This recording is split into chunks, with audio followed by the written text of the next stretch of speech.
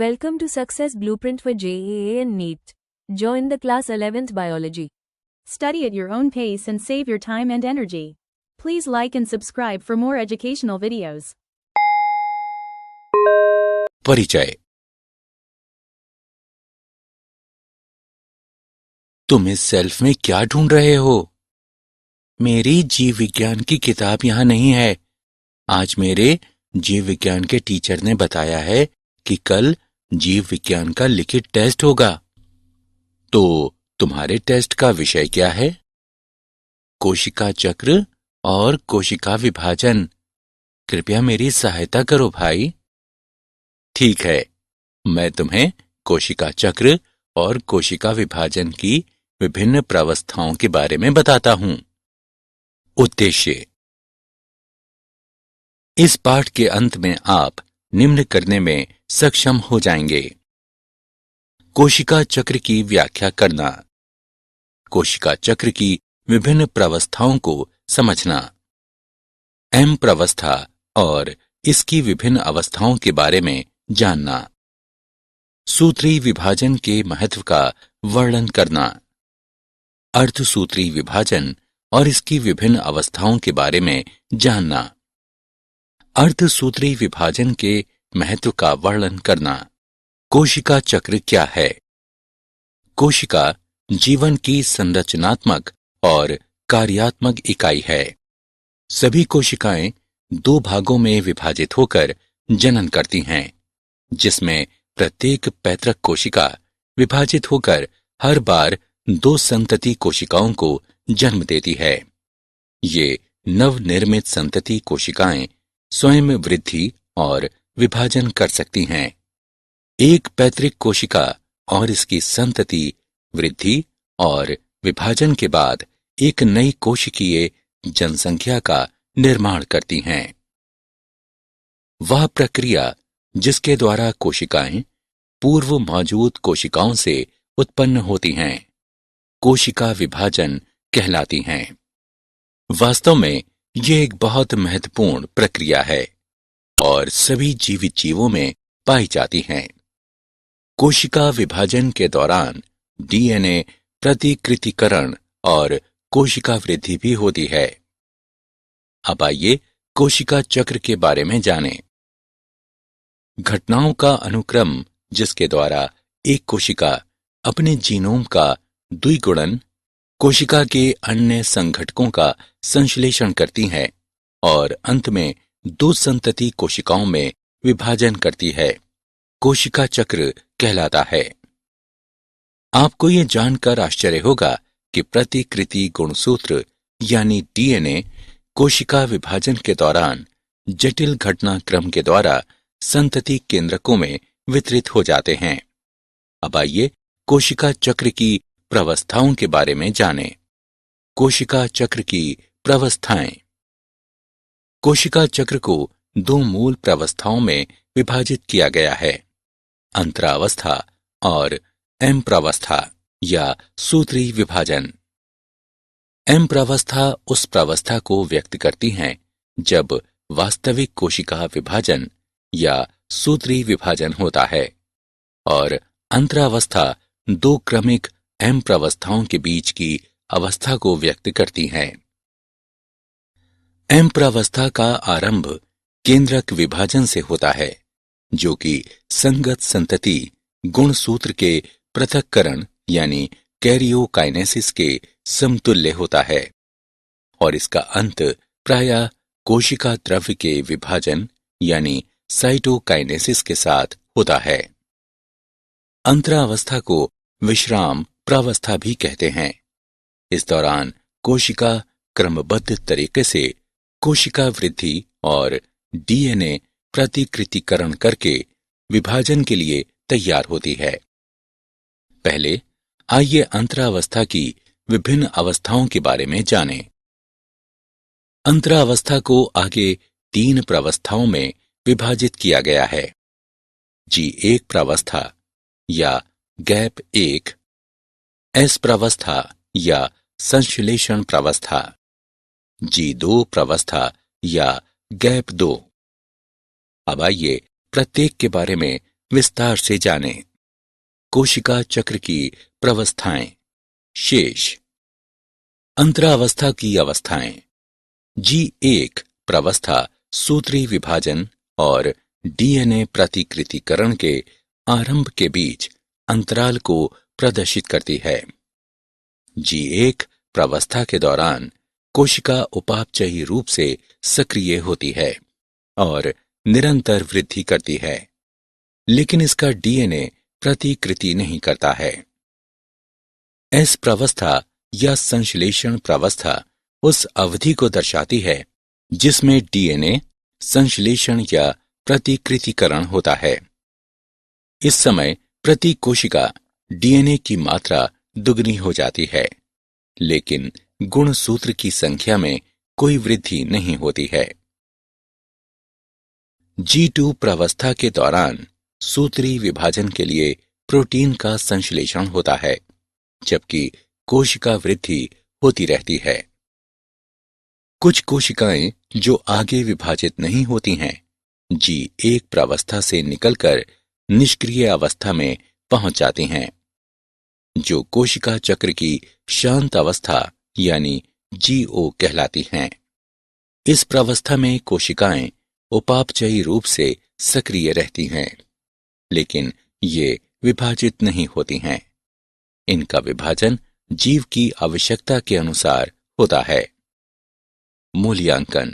आगे बढ़ने से पहले आइए जानें कि आपने कितना सीखा। सही विकल्प को उठाकर उसके संगत स्थान पर रखें। एम प्रवस्था और इसकी अवस्थाएं।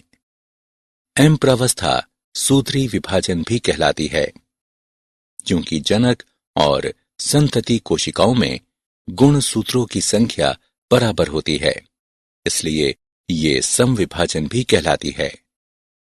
सूत्री विभाजन को निम्नलिखित 4 अवस्थाओं में विभाजित किया गया है: पूर्णावस्था, मध्यावस्था, पश्चावस्था और अंत्यावस्था। आइए इनके बारे में विस्तार से जानें।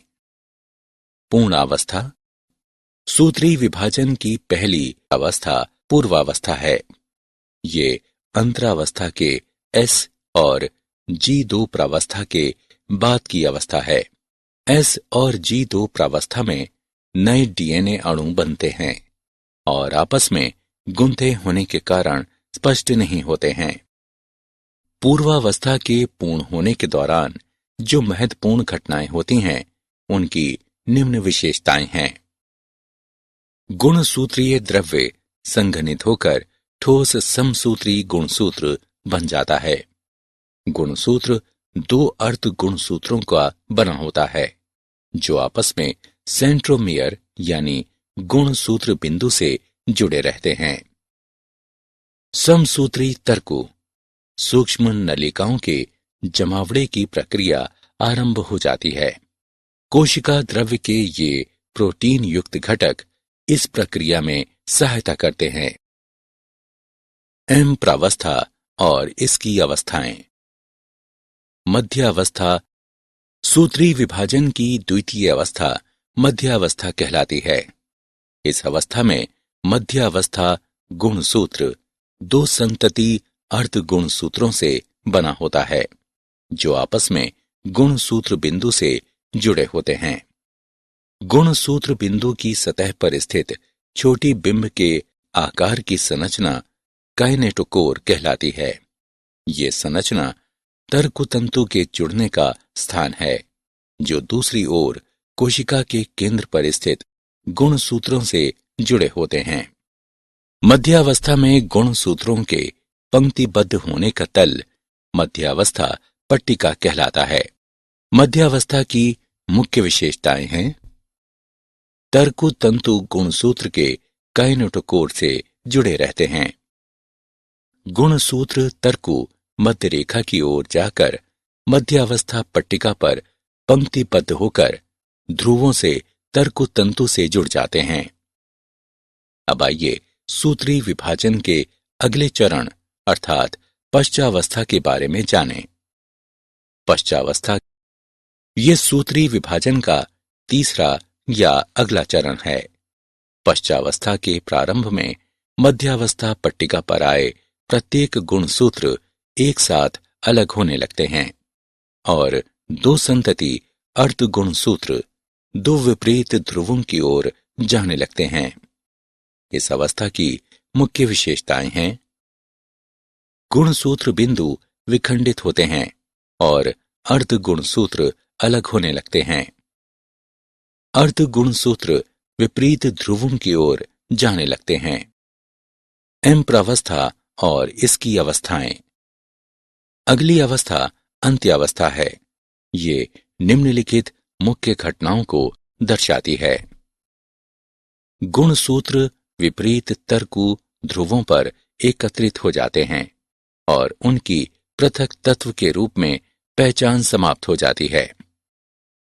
गुणसूत्र समूह के चारों ओर केंद्रक आवरण का निर्माण हो जाता है। केंद्रिका, गोल्जिकाए और अंतर्द्रव्यी जालिका का पुनर्निर्माण हो जाता है।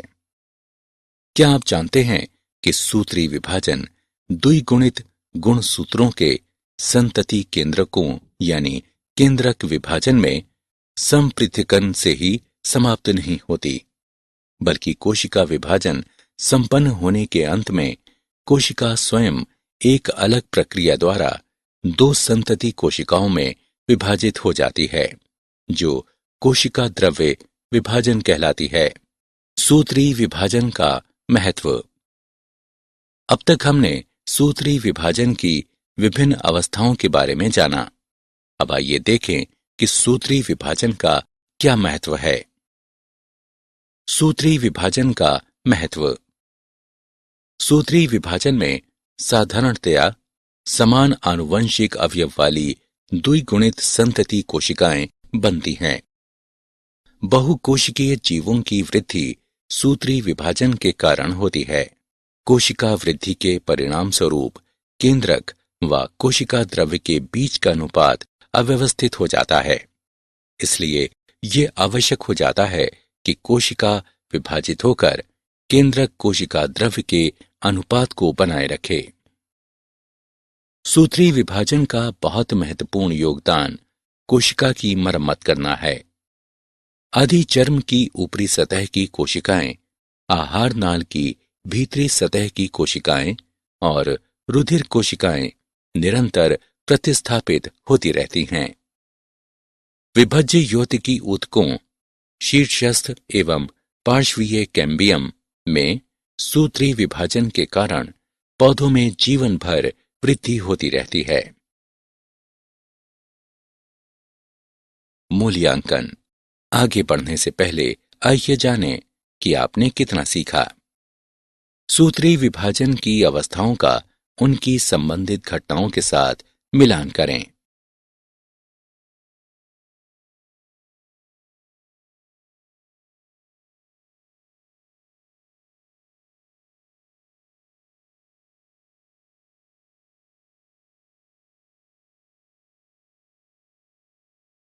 अर्धसूत्री विभाजन और इसकी अवस्थाएं। अब आइए अगले विषय अर्थात अर्धसूत्री विभाजन पर आते हैं। जैसा कि हम सभी जानते हैं कि लैंगिक जनन द्वारा संतति के निर्माण में दो युग्मकों का संलयन शामिल है, जिनमें अगुणित गुणसूत्रों का एक समूह होता है। युग्मक विशिष्ट द्विगुणित कोशिकाओं से निर्मित होते हैं। ये विशिष्ट प्रकार का कोशिका विभाजन, जिसके द्वारा बनने वाली अगुणित संतति कोशिकाओं में गुणसूत्रों की संख्या आधी हो जाती है। इस प्रकार का विभाजन अर्धसूत्री विभाजन कहलाता है। अर्धसूत्री विभाजन की मुख्य विशेषताएं निम्नवत हैं। अर्धसूत्री विभाजन में केंद्रक और कोशिका विभाजन के दो अनुक्रमिक चक्र शामिल होते हैं, जिसे अर्धसूत्री 1 और अर्धसूत्री 2 कहते हैं। लेकिन डीएनए प्रतिकृतिकरण का केवल एक चक्र पूर्ण होता है। इस अवस्था में पैतृक गुणसूत्रों के प्रतिकृति के साथ समान संतति अर्ध गुणसूत्र बनने के बाद अर्धसूत्री 1 अवस्था प्रारंभ होती है।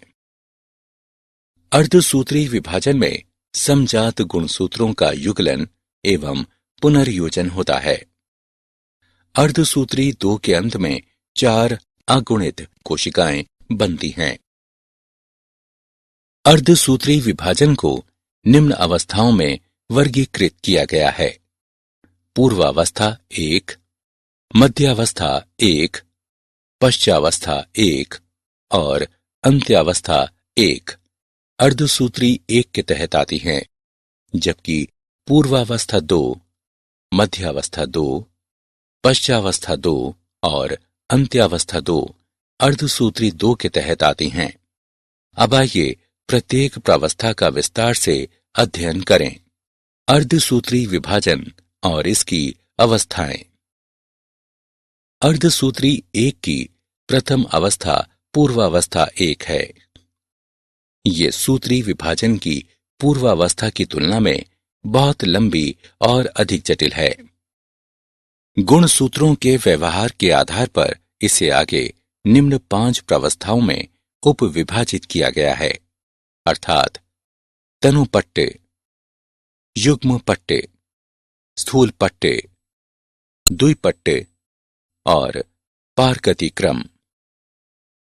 तनुपट्टे। प्रकाश सूक्ष्मदर्शी से देखने पर तनुपट्टे अवस्था के दौरान गुणसूत्र धीरे धीरे स्पष्ट दिखाई देने लगते हैं। गुणसूत्र का संहनन तनुपट्टे अवस्था के दौरान जारी रहता है।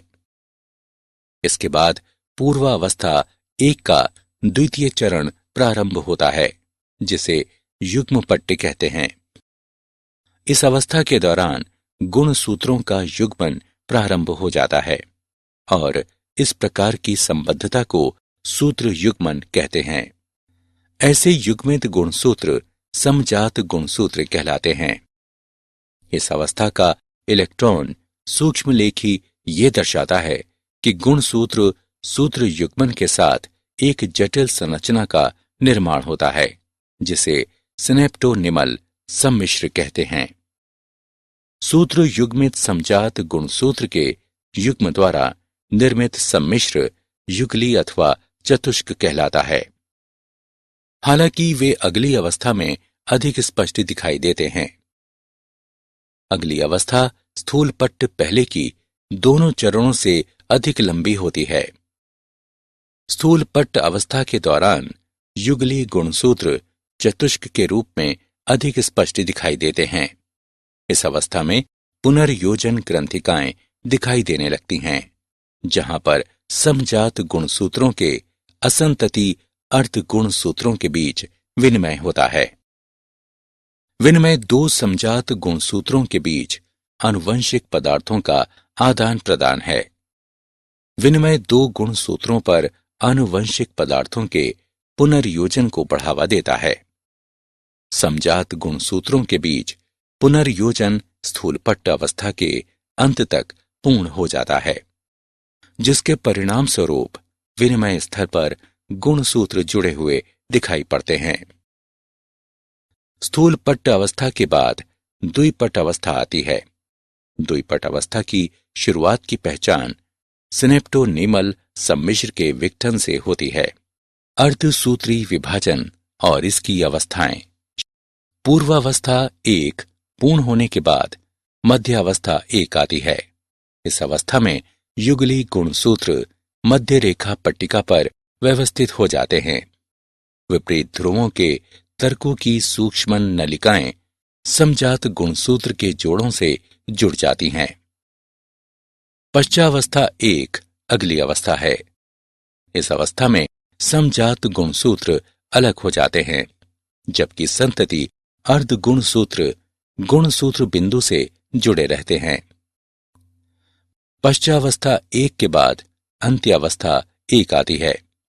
इस अवस्था में केंद्रक कला और केंद्रिका पुनः स्पष्ट होने लगते हैं। कोशिका द्रव्य विभाजन शुरू हो जाता है और ये कोशिका द्विक कहलाता है। यद्यपि बहुत से मामलों में गुणसूत्र का कुछ छितराव हो जाता है, वे अंतरावस्था केंद्रक की पूर्णतया फैली अवस्था तक नहीं पहुंचते हैं। दो अर्धसूत्री विभाजन के बीच की अवस्था अंतराल अवस्था कहलाती है और ये सामान्यतः कम समय के लिए होती है। अंतराल अवस्था के बाद पूर्वावस्था 2 आती है। अर्धसूत्री विभाजन और इसकी अवस्थाएं। अर्धसूत्री विभाजन 2 सामान्यतः गुणसूत्र के पूर्ण लंबा होने से पहले कोशिका द्रव्य विभाजन के तत्काल बाद प्रारंभ होती है। अर्धसूत्री विभाजन 1 के विपरीत अर्धसूत्री विभाजन 2 सामान्य सूत्री विभाजन के समान होता है। पूर्वावस्था 2 के अंत तक केंद्रक झिल्ली अदृश्य हो जाती है। गुणसूत्र पुनः संघनित हो जाते हैं। पूर्वावस्था 2 के बाद मध्यावस्था 2 आती है। इस अवस्था में गुणसूत्र मध्यांश पर पंक्तिबद्ध हो जाते हैं और तर्कों की विपरीत ध्रुवों की सूक्ष्म नलिकाएं संतति अर्धगुणसूत्र के काइनेटोकोर से चिपक जाती हैं। सूत्री विभाजन के समान मध्यावस्था 2 के बाद पश्चावस्था 2 आती है। पश्चावस्था 2 प्रत्येक गुणसूत्र के गुणसूत्र बिंदु के तत्काल अलग होने से शुरू होती है और गुणसूत्र कोशिका के विपरीत ध्रुवों की ओर चली जाती है। अर्धसूत्री विभाजन की अंतिम अवस्था अंत्यावस्था 2 है। इस अवस्था में गुणसूत्रों के 2 समूह एक बार पुनः एक केंद्रक आवरण में बंद हो जाते हैं। कोशिका द्रव्य विभाजन के बाद 4 अगुणित संतति कोशिकाओं का चतुष्टय बन जाता है। अर्धसूत्री विभाजन का महत्व। अब तक हमने अर्धसूत्री विभाजन 1 और अर्धसूत्री विभाजन 2 के विभिन्न चरणों के बारे में सीखा। अब आइए जानें कि अर्धसूत्री विभाजन का क्या महत्व है। अर्धसूत्री विभाजन वो क्रिया है जिसके द्वारा लैंगिक जनन करने वाले जीवों की प्रत्येक जाति में विशिष्ट गुणसूत्र की संख्या संरक्षित रहती है। यद्यपि विरोधाभासी प्रक्रिया के परिणाम स्वरूप गुणसूत्रों संख्या आधी हो जाती है। इसके द्वारा जीवधारियों की जनसंख्या में एक पीढ़ी से दूसरी पीढ़ी तक आनुवंशिक विभिन्नताएं बढ़ती जाती हैं। विकास प्रक्रिया के लिए विभिन्नताएं बहुत महत्वपूर्ण हैं। सारांश। आइए हमने जो कुछ सीखा है उसे संक्षेप में दोहराएं। घटनाओं का अनुक्रम जिसके द्वारा एक कोशिका अपने जीनोम का द्विगुणन कोशिका के अन्य संघटकों का संश्लेषण करती है और अंत में 2 संतति कोशिकाओं में विभाजन करती है, कोशिका चक्र कहलाता है। कोशिका चक्र के 2 मूल प्रावस्थाओं में विभाजित किया जाता है, अंतरावस्था और एम्प्रावस्था या सूत्री विभाजन। एम्प्रावस्था उस प्रावस्था को व्यक्त करती है जब वास्तविक कोशिका विभाजन या सूत्री विभाजन होता है और अंतरावस्था 2 क्रमिक एम प्रावस्थाओं के बीच की अवस्था को व्यक्त करती है। अंतरावस्था को आगे 3 प्रावस्थाओं में विभाजित किया गया है, G1 प्रावस्था, S प्रावस्था, G2 प्रावस्था। एम प्रावस्था या सूत्री विभाजन को निम्न 4 चरणों में विभाजित किया गया है: पूर्वावस्था, मध्यावस्था, पश्चावस्था और अंत्यावस्था। सूत्री विभाजन में साधारणतया समान आनुवंशिक अवयव वाली द्विगुणित संतति कोशिकाएं बनती हैं। बहुकोशिकीय जीवों की वृद्धि सूत्री विभाजन के कारण होती है। अर्धसूत्री विभाजन विशिष्ट प्रकार का कोशिका विभाजन है जिसके द्वारा बनने वाली अगुणित संतति कोशिकाओं में गुणसूत्रों की संख्या आधी हो जाती है। अर्धसूत्री विभाजन में केंद्रक और कोशिका विभाजन के 2 अनुक्रमिक चक्र शामिल होते हैं जिसे अर्धसूत्री 1 और अर्धसूत्री 2 कहते हैं, लेकिन डीएनए प्रतिकृतिकरण का केवल एक चक्र पूर्ण होता है। अर्धसूत्री 1 में पूर्वावस्था 1, मध्यावस्था 1, पश्चावस्था 1 और अंत्यावस्था 1 शामिल है, जबकि अर्धसूत्री 2 में पूर्वावस्था 2, मध्यावस्था 2, पश्चावस्था 2 और अंत्यावस्था 2 शामिल है। गुण सूत्रों के व्यवहार के आधार पर पूर्वावस्था 1 को 5 प्रवस्थाओं में उपविभाजित किया गया है, अर्थात तनुपट्टे, युग्म पट्टे, स्थूल पट्टे, द्विपट्टे और पारगति क्रम। स्थूल पट्टे प्रावस्था के दौरान विनिमय होता है। For chapter-wise notes, MCQs and mind maps, please visit www.success.org.in or use free mobile app. Please subscribe and like for more education videos. Thank you.